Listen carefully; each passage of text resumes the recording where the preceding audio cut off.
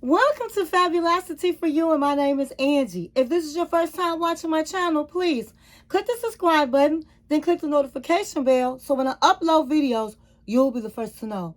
Like this video and make a comment. This channel is about fashion, relationship advice, and lifestyle. And if this is not your first time watching my channel, well, welcome back, my queens, and welcome to the kings out there. Okay, so today is Ratchet Wednesday. It's Ratchet Wednesday, and today I will be doing the review of the 90-Day Fiancé Happily Ever After Season 8, Episode 24, Part 5, the Tell All, No Limits. Okay, guys, so I will be doing a review of this 90-Day Fiancé Happily Ever After, and oh my God, it was just like some of everything going on this show last Sunday.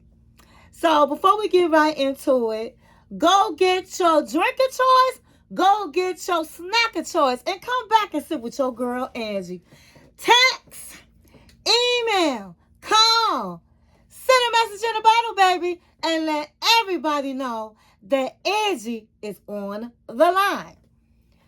Okay, so we are going to get right into this. It was so much going on, honey. I was sitting in my bed Sunday, and I said, this is the last episode of the Tell All.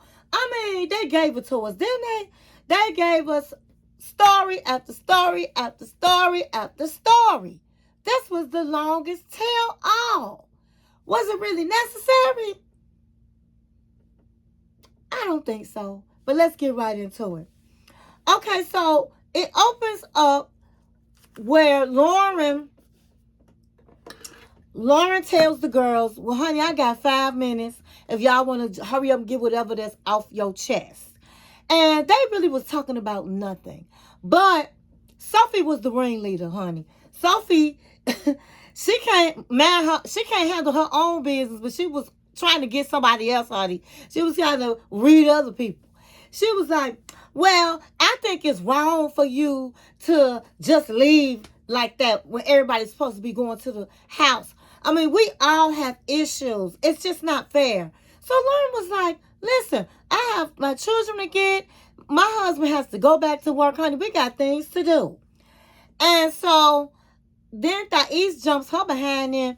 Well, I just don't like the way you just think you better than everybody. I mean, she said, what did I do to you? On the pillow talk, you was, I don't like her. She's just, I just don't like her. She said, I don't remember saying that. I didn't say that. Yeah, you did. Yeah, you did. You know, you just think you better than everybody. And so Lauren was like, I never ever act like I'm better than anybody. And I never said that. So I don't even know why you guys are saying it. First of all, you guys could have asked me questions at the tell-all.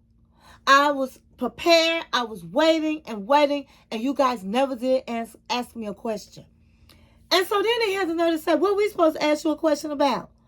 Okay, well, if you don't have nothing to ask or no questions, then what are you talking to her for? What is the problem? And she said, go on, tell me, what did I do to you, Thais?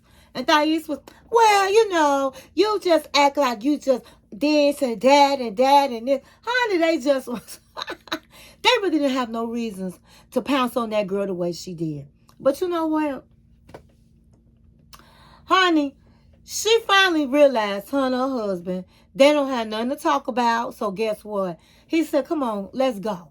So the problem was, I believe, is that, and they did mention, you think you're perfect, your relationship is perfect. I think they're jealous of her because her husband didn't have a whole lot of issues. You know, they barely had a storyline, okay? So they just felt real crazy because they might have been going through more things than she and her husband. That's just my opinion. But on the way out, she runs into Angela, and she was like, Angela, I just wish you was my bodyguard because them girls came after me. And I can't even tell you why. And Angela was like, girl, look at you. Because you a skinny bitch. That's why. That's why. They jealous of you. You know you look good. I mean, at the end of the day, welcome to my world because everybody jealous of me. Honey, let me throw my shades on. Because I want to know who jealous of Angela. Nobody. Nobody, baby. She wish somebody was jealous of her. So, they go head on to catch their plane. Angela comes in with Michael, and they want to tell everybody that they're leaving. And so, everybody was like, you guys aren't going to the house tonight? And she was like, no, I'm not. Nobody sat up and said to Angela, you think you better than everybody. Nobody said that's not fair. Angela and Michael have not stayed in that house but one day, but one time. Okay? And nobody sat up and badmouthed her or tried to jump on her. See, let me tell you something. People know who to mess with. People know who to mess with. They was talking all that yin and yang to that girl. And she was standing her ground now. Lauren was standing her ground. But they didn't say none of that to Angela. So that just tells the story, okay? So it was like, Angela, stay. And she was like, no, I don't have what you guys have. I don't have a relationship. This one here, In fact, what I'm going to do is I'm going to go home because I'm just tired. I'm going to go home. I've been through a lot. I'm going to go home. I'm going to call my lawyer up. And I'm going to get this visa annulled. I'm divorcing this man. So Michael was like, no, baby, you're not going to do that. And she was like, yes, I am. So who was really taken aback? All of them was taken aback, but Kobe was boiling, honey. Kobe going to say, that's enough, Angela. Enough is enough. Now, how you know doggone well this man that came over here, this man done put up with all your crap, and then you talking about sending him back? That's crazy. That is absolutely crazy. So she was like, well, first of all, you need to mind your business because you don't know him. You don't live with him. This man is a liar. And he was like, that's just wrong. You've been constantly disrespecting this man. You have been constantly sitting up embarrassing this man on national TV. And now you're talking about sending him home. That is not right. She said, you know what? Let him come home with you then. Let him come home with you since you know him so well, since you want to protect him. So she said, Michael, tell him to shut up. And so Michael was like, you know what, Kobe, I handle this. It's okay, Kobe, it's okay. So meanwhile, Angela goes out, leaves out, and on the way out, she said, Michael, stay with Kobe. Stay with him since y'all brothers. Stay with him. And so then she comes back like she had left some cigarettes. And she's telling everybody, she was telling Ashley and everybody that he's a liar. You know you lie. Don't you lie. Don't you lie, Michael. Don't you lie. And Michael's doing everything he can to stay in the United States. So he's putting up with all the garbage. And so then she said, give me back my visa. And oh my God, Kobe jumps back in again. He said, let me tell you something, Michael. Those are your documents, not hers. That's not hers. Don't give her your visa.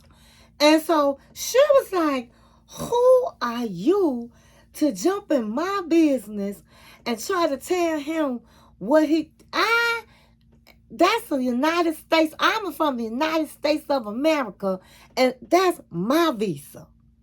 And he don't deserve my visa. I'm 58, he 35, and we're not like that. As long as this man is showing me that he don't love me, he don't deserve to be in the United States.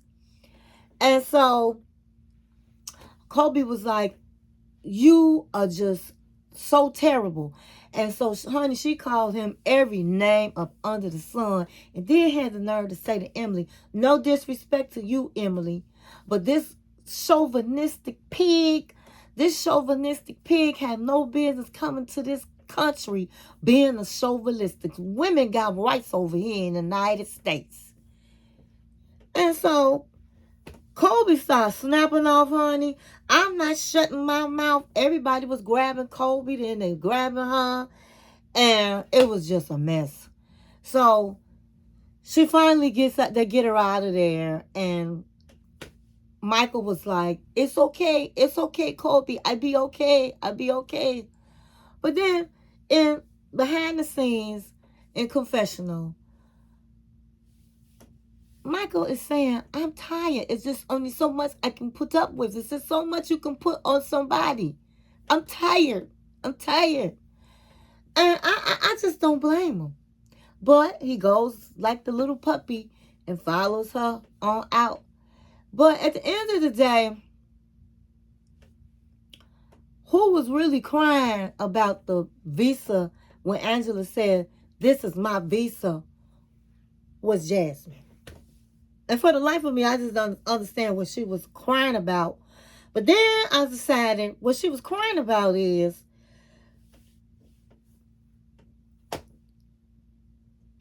her man, Gino, been taking all day, dragging his feet, getting her visa. And so she says, it's just like these Americans, that's not her visa. But they feel like they can bring us over here and drag their feet and take our visa. That's our visa. She's wrong. And that's because she just better hope that Gino don't do her like that. She better hope. She hoping Gino don't send her back, honey. That's why she crying.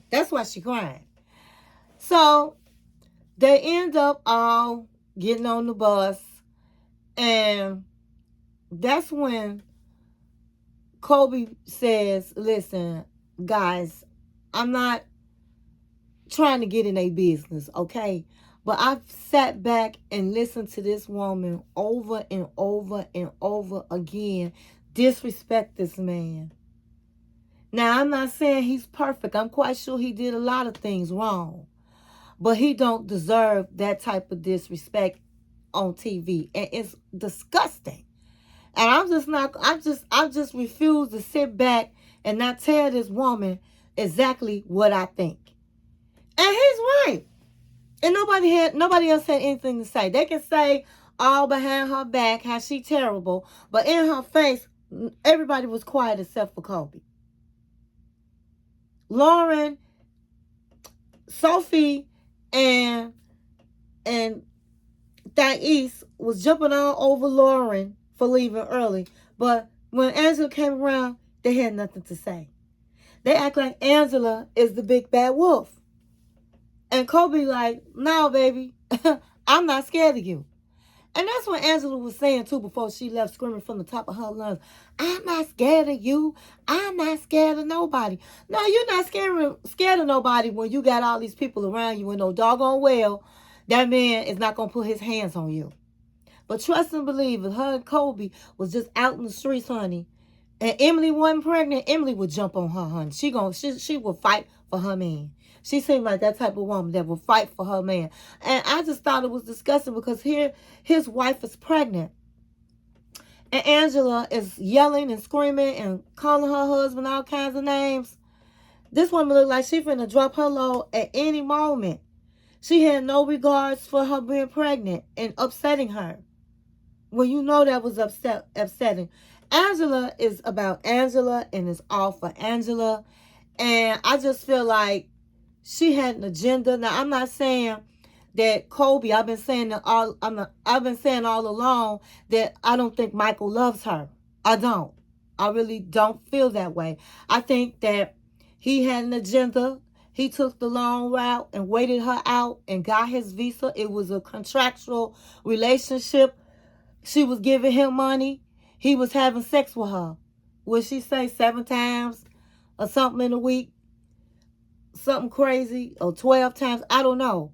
But she was getting what she wanted, and I think she had it planned all along. She was going to get one of these young Nigerian boys, and I'm going to bring them back to the United States, and that big old man going to sex me. He going to clean our house. He going to babysit all your kids. He going to do whatever we tell him to do. And that's what happened. They saying he a liar on TV when the PI said he didn't lie about nothing. But the daughter, well, he lied about mopping the floor, mama. He lied about mopping the floor. I said it again. I would lie about mopping the floor too if I had to clean that dirty house.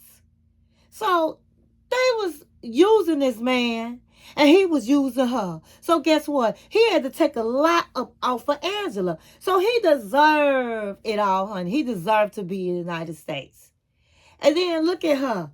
She lost all that weight, and then her face is like melting off, drooping, all these wrinkles. She looked older. She looked younger and better in the face when she was big.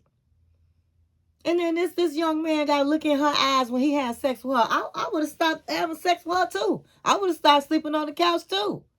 And then see the wicked witch of the West treat him like he's just lower than a dog. So I don't have no type of compassion for Angela. She's going to get what she's going to get because at the end of the day, you never win playing dirty. And be careful when Karma Jones come knocking on the door. And understand this. When you dig a grave for somebody, baby, when you didn't have good intentions, you going to fall right into that grave you digged, honey. So let's keep it moving. So they get back to the mansion. Okay. And Jasmine tells Ed and Liz about Manuel. That Manuel says that Ashley talks to her cousin for hours on the phone. Then she's at the health club for hours and doesn't spend any time trying to get his paperwork done. And so she said, is it possible or could it be that she had to delay? She tried to delay the papers on purpose. And so Ann said, well, I don't know. And she said that quiet as it's kept. Now she's sitting up throwing Michael up under the bus. She's like, quiet as it's kept. He texts me privately on my social media. And he says afterwards to delete the message, and he's going to delete the message. And she said, now what he's saying is very innocent. He's talking about getting visas. And so, but I just thought that was kind of strange to ask me to delete the message. And no, it's not strange. Because he got another Angela, and that's Ashley. And Ashley probably looking all in his phone and taking his phone and stuff. And so, she would probably get upset if she found out he's texting her, period, whether it's innocent or not. So, he says delete it. And my thing is, if you wasn't insinuating anything, then why bring it up? But he said that, Manuel said that Gino is trying to control her, which is none of his business. But obviously, she's talking to him, saying things, and they have a friendship. So I don't even know why she brought that up. It was just, why bring that up? If it's innocent, why bring it up?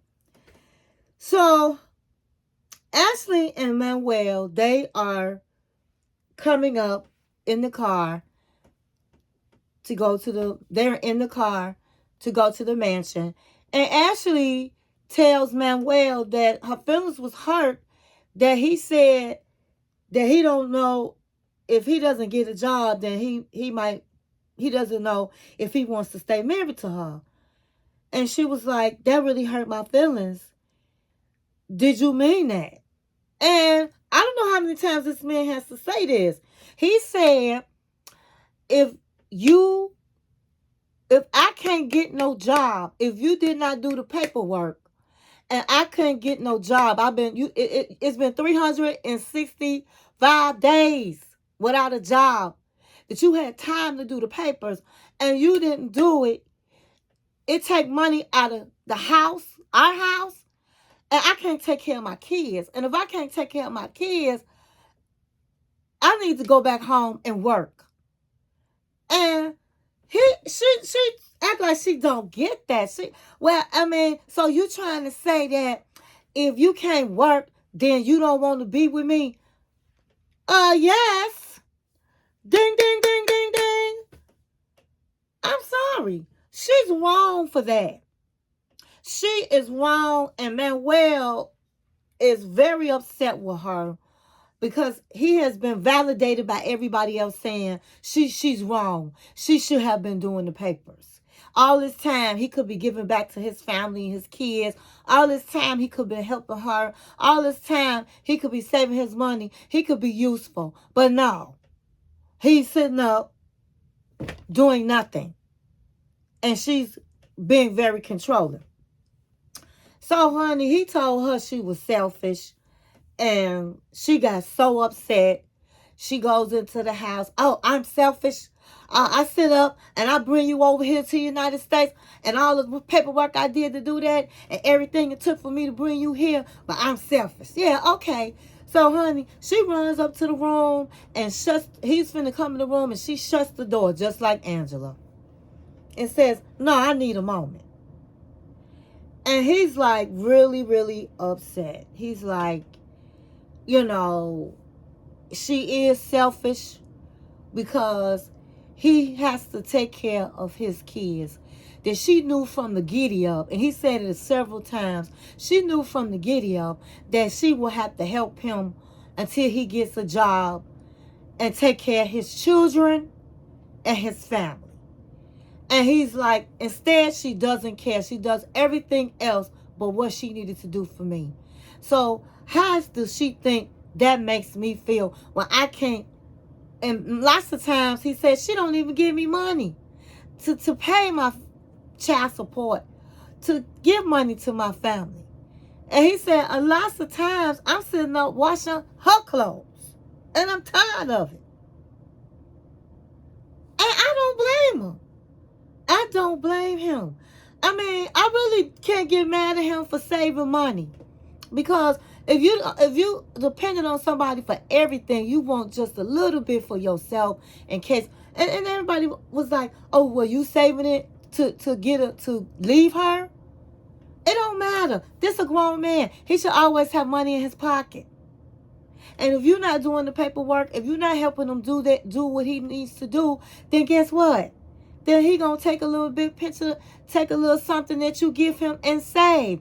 And there's nothing wrong with that. Because now I'm thinking she another Angela. We got a couple Angelas in the house. Because why in the world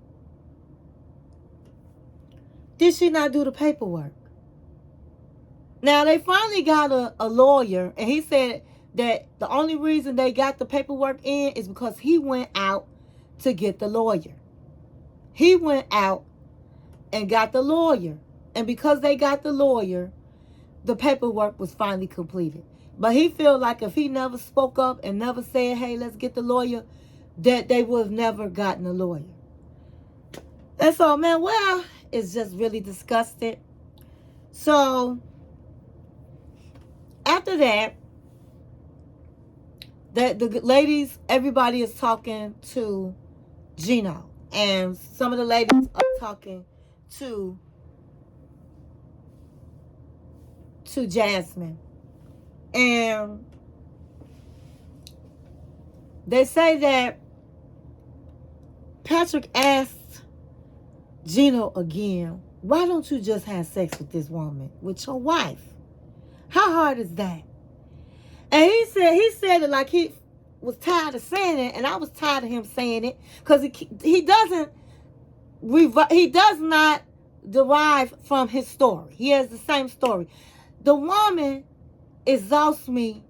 She upsets me to the 10th power because she yells from the top of her lungs. She screams and she disrespects me day in and day out. Now, talk to me when something like that happens to you. If something like that happens to you, let's see how much you want to have sex with that person.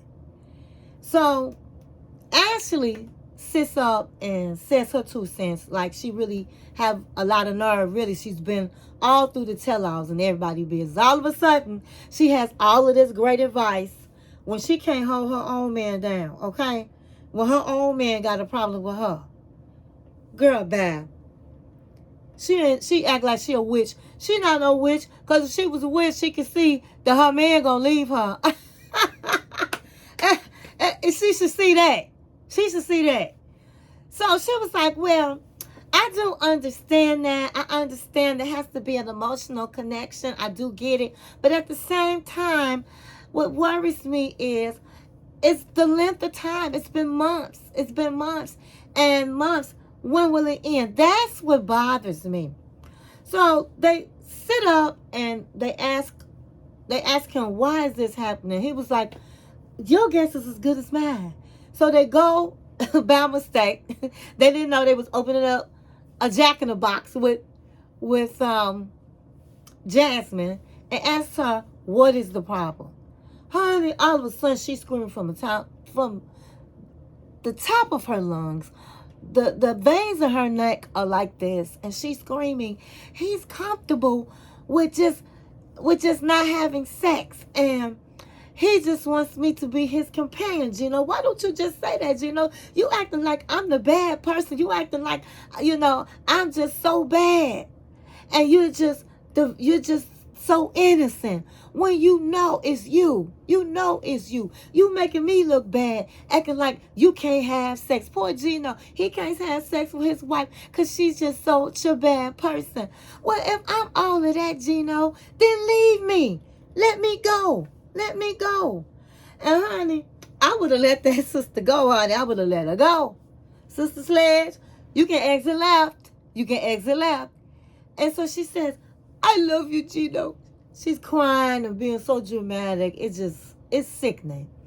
I love you, Gino, but you don't love me. And he's crazy, but I do love you. And honey, she's screaming and yelling, and he's tearing up. Gino wants to cry. He's so broken and tired. And they tell Jasmine, the girls take her upstairs to her room, honey. And she was throwing all kinds of stones at Gino, cussing him out, saying his family, saying he ain't nothing, just hitting below the belt as usual. And so Rob is like, you can't do this. You have to go up there and you have to tell her you love her, and you have to save your marriage. And Gino looking at Rob like, man, nah, honey, I gotta wait till she calmed down. It was like, nah, go up there. He was like, I know my wife. And then Emily was like, you're broken, aren't you? And he was like, yes. And honey, he was wiping his tears.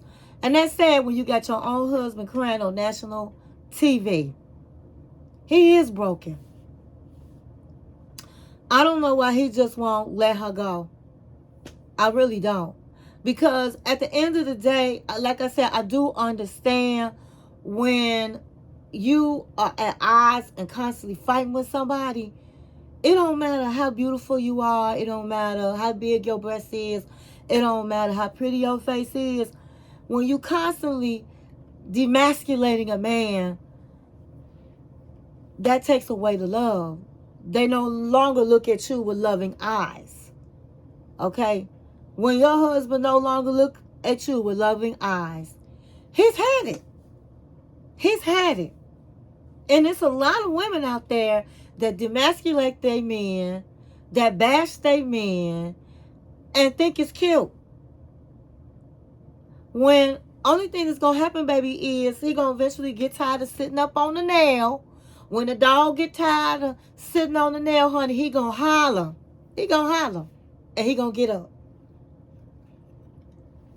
And so they asked him, well, Gino, have you thought about leaving her? And he was like, absolutely, yes. Meanwhile, Jasmine's upstairs with the girls, and she was like, I just can't keep doing this. This man does not touch me. This man act like he don't like me. And I can't stay married to somebody like that. And it was like, why don't you give him a deadline to fight for you? And once that deadline is gone, if he hasn't proven himself that he want to be with you and everything you want, then let it go. Now, you know Jasmine not finna let nobody go because, honey, she has to get her visa. So she gonna keep it trying to work with this man. But what Ed was saying, let me go back. When she was in the kitchen and was arguing with Gino, Ed was like, he's constantly telling you to stop talking to him like that. The problem is you're not listening, and you have to be accountable for what you are doing and your behavior, because you're not being accountable. You blaming everything on Gino, and it's not Gino's fault. Ding, ding, ding, ding, ding. He's absolutely right. And she cussed him out because she knew he was right. And see, sometimes when you pretty and you used to getting your way and your man let you just walk all over him, that's just what you used to doing. And then you think it's okay that he should allow you to walk over him. So I personally think they need to go their separate ways. But he takes Rob's advice and he goes upstairs and she's sitting there. And he was like, she said, Gino, we can't keep doing this. And he said, that's what I've been trying to tell you.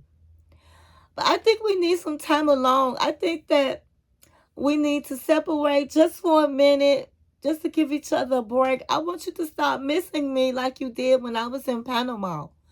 But the bottom line is, he was like, no, we're not going to act like we in Panama because we wasn't living together. I do think we probably do need a break from each other. He was in agreement with that, of course. And she said, I just want you to date me. I want you to take me on dates. You don't take me on dates. I want you to fight for me, Gino. So he was looking like, whatever, okay. And then he said in confessional, as he was packing his clothes, that at the end of the day, when they got here, they ended up having communications. He thought everything, they may have a chance. And then all of a sudden, this night happens.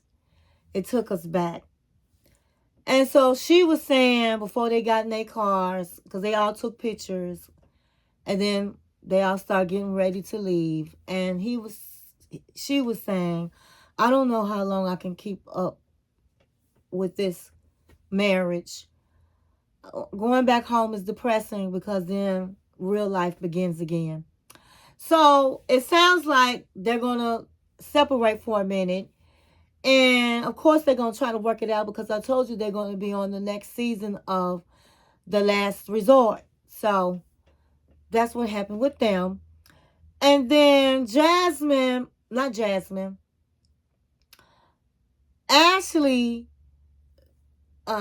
sat up and told her man that she has to admit she's used to being the foot on the throat on Manuel, but she admits that she did drop the ball. Perhaps she probably should have tried to get his papers together. She sincerely didn't mean anything by it. She thought she could do it, but it just never happened.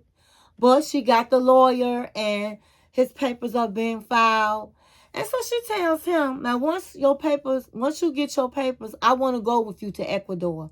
And I want to meet your children, because it hurts me that you don't talk about your kids, and I don't know them. And I want to meet your family. And if you can't do that, then I don't know where this marriage is going to go. And so he just looked at her in disgust. And he said at the end that he broke down crying. And he was like, I can't stay married to her. I'm going to go back home. Because all this time I could have been working. But because she was selfish and didn't care, I had to suffer and my family had to suffer. I didn't tell her this. But he said, I'm going. I miss my kids. It was a waste of time coming here. I didn't have a better life. All I do is wash her clothes. And I don't have, and she doesn't barely give me money. And I can't help my family. I don't care if I'm making $100. all I make is $100. At least I could give that $100 to my kids. I'd rather do that than be here. And I was like, wow. I mean, this man sounded so broken. And it's sad because all he does is talk about his children, that he needs to take care of them, his family. And sure, he saves a little bit. And he even says he had to take a loan out that she don't even know about just to help his family. And my thing is, if you knew you made that arrangements before you got here, then why on green earth are you acting every minute? You acting suspicious when you giving him the money. Now what I will say is, what he's wrong is, if she's giving you the money, she got every right to ask, what is it for and who is it for? So he wrong too on that aspect. And I think by now, before they even got married, she should have made sure that she had a relationship with his mother and had a relationship with his children and met his children, because they've been together on and off for 8 years. So you mean to tell me in them 8 years you was going over to Ecuador, you didn't ask to meet his family? So you know what? That's her fault. That's her fault. That's her fault. And so I just think that Ashley is not really a nice person, because I think that I did say last week, if you had concerns, I would be dragging my feet too. But I keep forgetting that she been with this man longer than anybody on that show. And she knows this man, okay? And so you know what type of man he is. You've been with him for 8 years. Shame on you if you was just going over there having a good time and never did decide to bond with his family or meet his children. That's your fault. And if he didn't let you do that, then you shouldn't have married him and you shouldn't have brought him over here. So I'm right now, I don't like Ashley. And then she up in everybody's business through the tell-all when she can't even help herself. Where's your cards right now? Where's your sticks and stones and puppy dog tails? Where's your crystal ball, honey? So you can read your future. So that's how it ended with them. Then we're going to go to Ed and Liz. And Ed and Liz been, I don't know if they're going to get back together or not. She said that she don't never have Ed in her life. You know, she's saying a whole lot of things, but her actions spoke volumes. She hugging on this man and rocking with this man and crying with this man. Who do that? And this man put you through the coals. But she was like, and she said behind the scenes that, I got a lot of closures I'm glad to get, and I got a good man at home, I know, but I just have to admit I'm kind of sad that this will be the last time I'll see Ed. And then Ed is like crying. He walks up to the car and he's saying that, telling her he did get the closure he wanted, and that he was going to stalk her and he really missed her and all of the things. And I'm like, are they going to get back together? I don't know. She a doggone fool if she do. She been a fool because her boyfriend, I heard they done broke up back already, okay? And he should have broke up with her for disrespecting him, on the show, hugging and crying and kissing and all this kind of shenanigans. So they end up leaving. They decided that they're going to stay in touch and be friends. He unblocked her and all of the things, and they cried together, and she got in the car and went on her way. So I think she's still in love with Ed. I said that. I think that if Ed wanted her back, she would come running back. And so then it's left with Kobe, and now we're going to do Thais and Patrick. And so they really wanted the two same couples were left. And Patrick just said this was a crazy house, and he thinks all the couples are nutty, that Angela and Michael are a mess, that he thinks that not Michael, he thinks that Ed and Liz, that Liz, basically he called her a skank to sit up and have another man in the house, and her man that she used to be with is in the house, and she having this man throw her over her shoulders and carry her in the bedroom to have sex, and her fiance, ex-fiance, is in the house, and then when Jason leaves, her boyfriend leaves, she holding hands and crying and hugging Ed. And he thought that was skank behavior, and I do too. And so Ed said to him that, hey, I think if I wanted it, I could have got it. And he said that probably is true. I think Patrick asked Ed if you wanted it, do you think Liz would have gave it to you? He said absolutely. And I think so too, honey. I think so too. And so that was the end of Patrick and Thais. So then we had Kobe and Emily left. And Emily and them are preparing to have the baby. I guess she's about to have the baby. And so then they had a clip of what they didn't show on the tell-all. And they showed that Emily was crying because he was going to name the baby, I don't know how to pronounce it, but ATEM. And I mean, she was crying, and he stood his ground. He was like, I do everything for you. I always sit up and agree with what you're saying and give in. Not this time. Not gonna happen. If it's a girl, I'm hoping it's a girl so you can name her. But if it's a boy, I stand strong. I'm naming my son. And she was like, oh wow. But what about giving him the middle name? Meet me halfway. And he was like, no, not going to do it. So with that being said, she had the baby, and it was a baby boy, and she gave in to that man and named him the name that her husband wanted.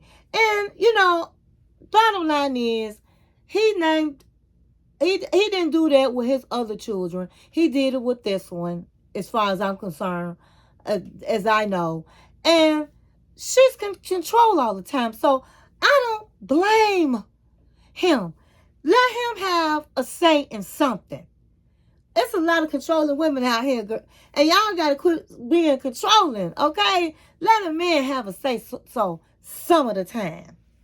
So that's how that ended. And then last but not least, I forgot to say this. Jasmine, they came with a guy that did a lie detector on her and asked her, did she think that Gino was attractive? Did she have sex with Dame before she came to the United States? And did she and she said yes. No. She said no. She didn't have sex with Dame. Yes, she's attracted to Gino. And the polygraph came up true. She was telling the truth. Now, who cares? They should have put it on Angela and Michael. They the ones that got all the secrets going on. And so everybody else turned it down. And then last but not least, they show Angela. And this happened days after the show. I guess a week or so after the show. She says that this man, my worst nightmare came.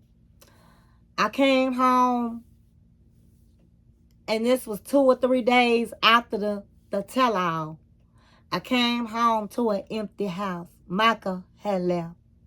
Took all his documents and all his clothes.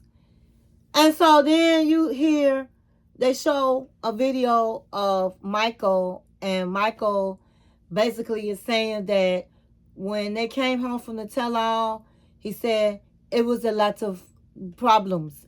She was really, really angry and acting crazy. And so I needed to go. I had had enough. So I left. I left. I took all that I had, a backpack. I took my visa and I left. I did not know where I was going. I did not know how I would survive. I walked 5 hours. A dog was trying to bite me, but I got away. I ran across a man and I explained my situation. He let me use his phone and I called people that could help. And next thing I know, I'm on a bus and I'm going 15 hours, 18 hours on the bus. And I made it and I survived. And so I did all I can. I came for the right reasons, but I could not take it no more. And so, she came home acting a fool, threatening him, and she threatening him, so he'll get back in the bed with her, so he'll clean the house, so he'll kiss her butt, and dangling the visa like it's a carrot. And that's terrible. I'm not gonna keep talking about Angela because we already know that she's disgusting. And so a couple of other ladies on the show are just baby Angelas as well. So that's how we ended. Guys, we got through it. I hope you enjoyed me reviewing the 90-Day Fiancé Happily Ever After Season 8. I enjoyed giving the review. And so I have to see what program I'm going to review next. If you have any suggestions, put it in the comments. Woo! What a season. What a season. What a season. Okay, so that's all I have. And thank you for watching my channel.